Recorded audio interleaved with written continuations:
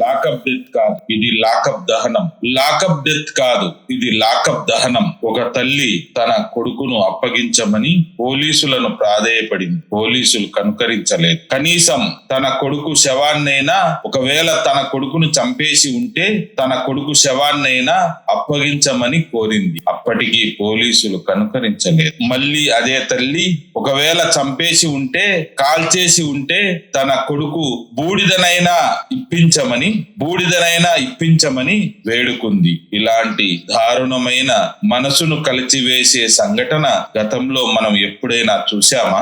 ఆంధ్రప్రదేశ్ రాష్ట్రంలో పోలీసుల పనితీరు ఇది. రాష్ట్రంలో నేరాలు పెరిగిపోయాయి. మహిళలకు రక్షణ లేదు. ఆడపిల్ల వాళ్ళు రోడ్డుపైకి వెళితే సేఫ్ గా తిరిగి ఇంటికి చేరుతారనే నమ్మకం లేదు. బడికి పోయే పిల్లలు సురక్షితంగా ఇంటికి తిరిగొస్తారనే నమ్మకం లేదు. వ్యాపారస్తులకు రక్షణ లేదు. పౌరులకు రక్షణ లేదు. ఆంధ్రప్రదేశ్ రాష్ట్ర హోంమంత్రి గారికి మేకప్ మీద ఉన్న శ్రద్ధ రాష్ట్రంలో పౌరులకు ఇవ్వాల్సిన రక్షణ మీద లేదని, తన శాఖలో ఏమి జరుగుతుందో హోంమంత్రి గారు దృష్టి పెట్టడం లేదని ప్రొద్దుటూరు మాజీ ఎమ్మెల్యే రాచమల్లు శివప్రసాద్ రెడ్డి గారు ఆరోపించారు. ఇటీవల కాలంలో వరుసగా పోలీసులు వేధింపులతో క్రాంతి కుమార్ అనే యువకుడు ఆత్మహత్య చేసుకునే ఘటన ప్రొద్దుటూరులో చోటు చేసుకుందని, ఇటీవలే 2 రోజుల క్రితమే కృష్ణలంకలో జరిగిన ఒక యువకుడి లాకప్ డెత్, ఇది లాకప్ డెత్ అని చెప్పాలో లేక లాకప్ లోనే దహనం చేసి వేశారని చెప్పాలో అర్థం కాని దుస్థితి నెలకొనిందని, ఒక పౌరుణ్ణి ఇంతగా పోలీసులు హింసించి చివరకు లాకప్ లోనే దహనం చేసే పరిస్థితి ఎప్పుడైనా ఆంధ్రప్రదేశ్ లో జరిగిందా అని ఆంధ్రప్రదేశ్ ప్రజలను ఉద్దేశించి ప్రొద్దుటూరు మాజీ ఎమ్మెల్యే రాచమల్లు శివప్రసాద్ రెడ్డి గారు ప్రశ్నించారు.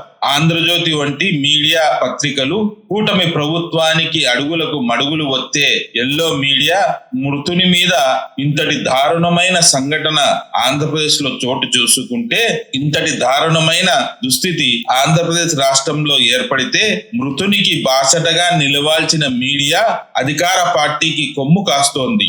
ఎల్లో మీడియా మృతుణ్ణి తప్పుపడుతూ మృతుని మీద ఉండే కేసులను ప్రస్తావిస్తూ మృతుని కులం ప్రస్తావన చేయడం దారుణమైన విషయమని, ప్రభుత్వం చేసిన తప్పును ఎత్తి చూపాల్సిన వారే తప్పును కప్పిపుచ్చుకునే ప్రయత్నం చేయడం లేదా సంఘటనను దారి మళ్లించే డైవర్షన్ పాలిటిక్స్ కు తెరలేపడం దారుణమైన సంఘటనలను ఇప్పుడే కూటమి ప్రభుత్వ హయాంలోనే గతంలో ఎప్పుడూ లేని విధంగా చూస్తున్నామని ప్రొద్దుటూరు మాజీ ఎమ్మెల్యే రాచమల్లు శివప్రసాద్ రెడ్డి గారు అన్నారు.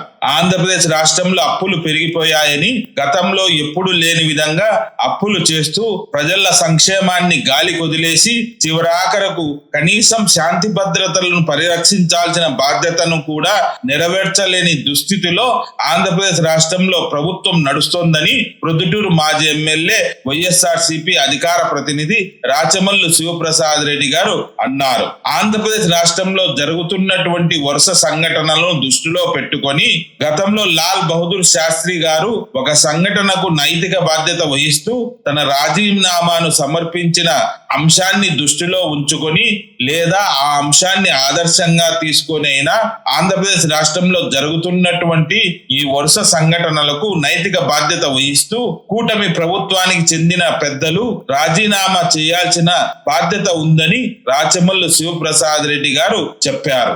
ఆంధ్రప్రదేశ్ రాష్ట్రంలో జరుగుతున్నటువంటి ఈ వరుస సంఘటనలతో ప్రజలు విసిగి వేసాగిపోయారని, ప్రజలకు ఉపాధి లేదు, సంక్షేమం లేదు, ఆకాశాన్ని అంటుతున్న ధరలతో అల్లో లక్ష్మణ అంటూ ఆకాశం వైపు ఎదురు చూస్తున్న ఈ తరుణంలో కూటమి ప్రభుత్వం తీరుపై విసిగి వేసాగిపోయిన సామాన్య ప్రజలు రాబోయే ఎన్నికలు ఇప్పటికిప్పుడే వచ్చేస్తే బాగుండు అనే తీరులో ఎదురు చూస్తున్నారని, ఒకవేళ ఇప్పుడే జరిగితే కూటమి ప్రభుత్వానికి డిపాజిట్లను గల్లంతు చేయడానికి సిద్ధంగా ఉన్నారని ప్రొద్దుటూరు మాజీ ఎమ్మెల్యే రాచమల్లు శివప్రసాద్ రెడ్డి గారు అన్నారు. ఇంకా రాచమల్లు శివప్రసాద్ రెడ్డి గారు ఏమన్నారో ఆయన మాటల్లోనే వినండి.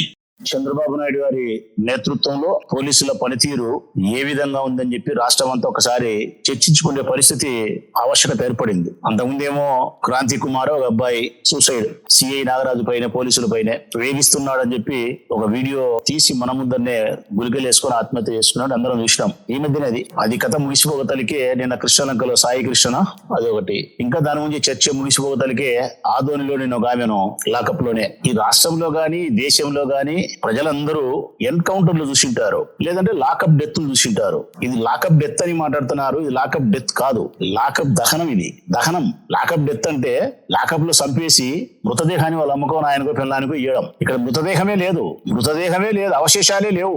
ఒక తల్లి గర్భము బూడిదైపోయింది, ఆ తల్లి కొడుకు యొక్క శవాన్ని అడగలే, మృతదేహాన్ని. చివరికి దయనీయమైనటువంటి సంఘటన ఏంటంటే మరణించిన నా కొడుకు యొక్క మృతదేహాన్ని ఇయ్యని అడుగుతారు. ఫస్ట్ నా కొడుకుని విడిచిపెట్టండి అంటారు, నా కొడుకును సంపొద్దు అంటారు, చివరిగా నా కొడుకు మృతదేహాన్ని ఇయ్యండి అంటాది. ఈ తల్లి నా కొడుకు బూడిద ఇయ్యండి అయ్యా అని అడుగుతుంది. నా కొడుకు బూడిద ఇయ్యండి అయ్యా, మీరు చంపి కాల్ చేసినారు, ఆ బూడిద ఇస్తే నేను అంత్యక్రియలు చేసుకుంటా అంటాంది. తల్లి గర్భం బూడిదే కదా ఇది. దీన్ని లాకప్ డెత్ అంటారా, లాకప్ దహనం అంటారా? నేనైతే లాకప్ దహనమే అంట. ఒక తల్లికి ఇంత గర్భశోకాన్ని కలిగించి ఇంత చిత్రహింసలు పెట్టి 15 రోజులుగా 9వ తారీఖు నుంచి 15 రోజులుగా చిత్రహింసలు పెట్టి ఒక మనిషిని చంపడానికి ఎవరిచ్చారు వీళ్ళకి అధికారం? ఈ ప్రభుత్వానికి, పోలీసులకు. పొద్దున్న లేచినా నుంచి హోమ్ మినిస్టర్ గారు మీడియా ముందుకు వచ్చి పెద్ద పెద్ద మాటలు చెప్తుంటారు. అమ్మ మాటలు ఎక్కువ, పని చాలా తక్కువ. ప్రజలైనా గమనించండి, 2 సంవత్సరాలు అయింది ఆ అమ్మ నోట్లో నుంచి పరిపాలన సంబంధించి, శాంతి భద్రతలకు సంబంధించి ఎప్పుడైనా మాట్లాడిందా? గొడ్డలి, తల్లి, చెల్లి, పులివెందుల ఎమ్మెల్యే, ఈ 4 పదాలు తప్ప ఏదో మాట్లాడిందా? గొడ్డలి, తల్లి, చెల్లి, పులివెందుల ఎమ్మెల్యే జగన్మోహన్ రెడ్డి. ఈ 4 పదాలతోనే 2 సంవత్సరాల కాలయాపన చేసింది ఆమె. మాటలు చాలా ఎక్కువ హోమ్ మినిస్టర్ గారికి, పని మాత్రం చాలా తక్కువ. ఒక్క మాట, అది కూడా చెడ్డ మాట కూడా కాదబ్బా. ఆమె అన్నేది అమర్నాథ్ మేకప్ మీద పెట్టిన శ్రద్ధ పరిపాలన మీద పెట్టలేదని అది ఆంతర్యం. అతను నైస్ గా మాట్లాడాడో మొరటుగా మాట్లాడాడో నాకు తెలియదు, కానీ అతని ఉద్దేశం అదే. అలంకారం మీద పెట్టినటువంటి శ్రద్ధ పరిపాలన మీద పెట్టలేదే. ఎట్లయితే మన శరీరాన్ని అందంగా తీర్చిదిద్దుకుంటామో సమాజాన్ని కూడా అంత అందంగా తీర్చిదిద్దాలా అనేది దాని ఆంతర్యం. ఎంత అల్లరి చేశారమ్మా దానికి. అతని ఫోటో పెట్టి చెప్పులతో కొట్టినారు, నానాకం మాట్లాడారు, పెద్ద పెద్ద మాటలు మాట్లాడారు. మరి ఇప్పుడు ఒక తల్లి ఒక స్త్రీని మాట్లాడారని మీరు మాట్లాడుతున్నారు. ఈరోజు ఒక తల్లి గర్భానికి శోకం కలిగింది, ఆమె గర్భమే బూడిదయింది, ప్రశ్నిస్తాంది.